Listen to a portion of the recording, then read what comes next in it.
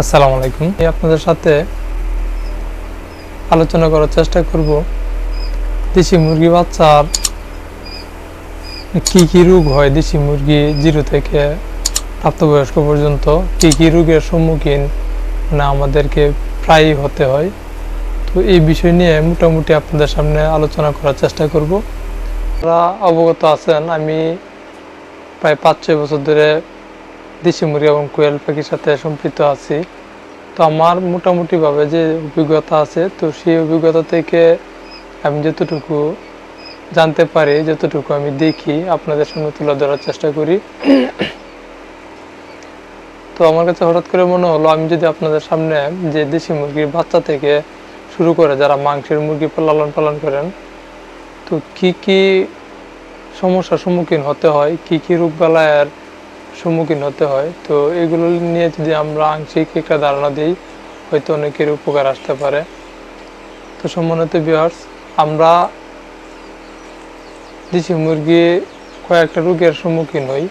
প্রথমত অবস্থা হচ্ছে আমরা ব্রুডিংয়ে আমরা প্রায় মুরগি বাচ্চারে আমরা ব্রুডার যে নিউমোনিয়া হয় 1 থেকে 15 দিন পর্যন্ত ব্রুডার নিউমোনিয়ার সম্মুখীন হই।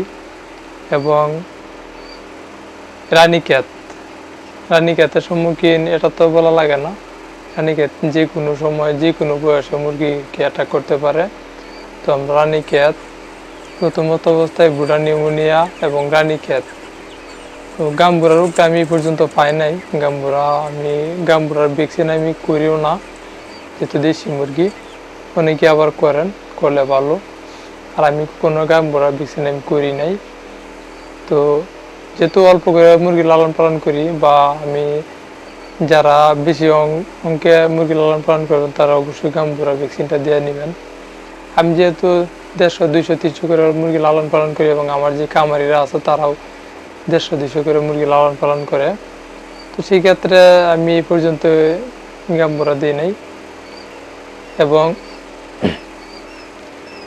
প্রথম 1 সপ্তাহে আমরা রানীক্ষেতের ভ্যাকসিনটা দিয়ে দিই, এবং পরবর্তী 21 দিনের সময় বুস্টার ডোজ দিতে হয়।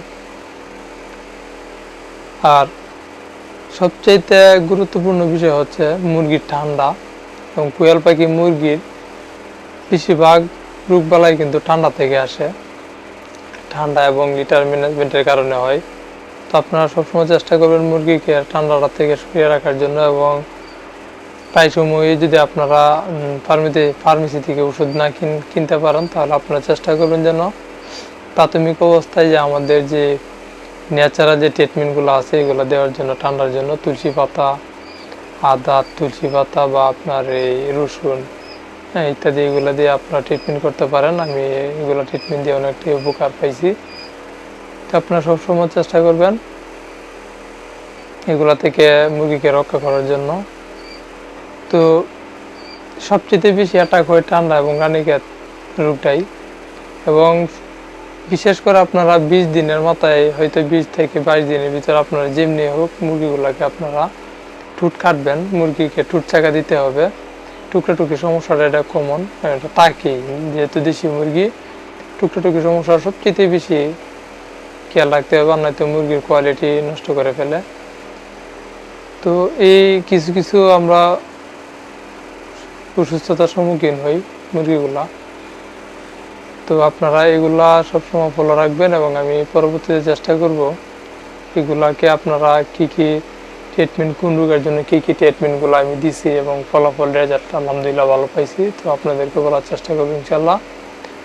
তো সেই পর্যন্তই আমার চ্যানেলের পাশে থাকুন, এবং যারা আমার চ্যানেলটা নিয়মিত ভিউয়ার্স এখন আমার চ্যানেলটা সাবস্ক্রাইব করেন নাই, আশা করি আমার চ্যানেলটাকে সাবস্ক্রাইব করবেন। তো সকলে ভালো থাকবেন সেই কামনায়।